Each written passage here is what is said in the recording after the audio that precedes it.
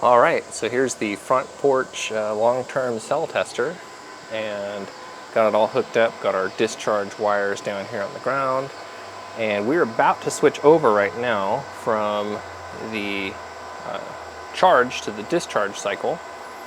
And so you'll see that we just switched over, and you can see that we immediately dropped. So we were charging at 75 amps, and we immediately dropped from 4 to 3.83 volts or whatever. So we can figure out the ESR. You can see that data logged here on the screen. And so right now we are discharging. This was our previous charge graph.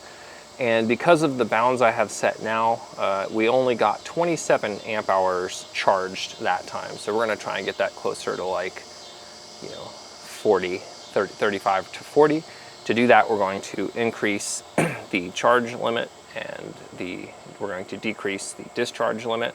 So right now we're discharging to 3.3 volts and we're charging to 4 volts. And so we'll, for example, go to 4.1 volts charge and maybe 3.2 volts. And a lot of that just has to do with the very large load current that we're placing on this in both the charge and discharge.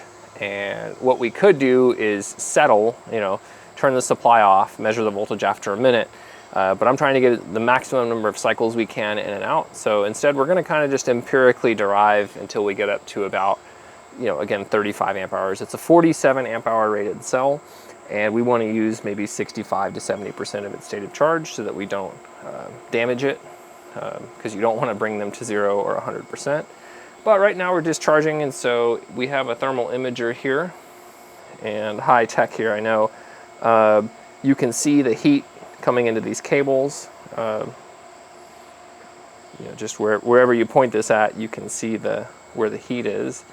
And if we come over here, you can see our MOSFET itself with some heat on it, and then the current clamps are actually fairly low temp. I think the highest temp I've measured is maybe 45 degrees Celsius, which is pretty good considering it's 27 degrees Celsius out here, so that's pretty solid. We're pushing 75 amps into the cables when we're charging here, and then we're discharging 110 amps through this 4 gauge there.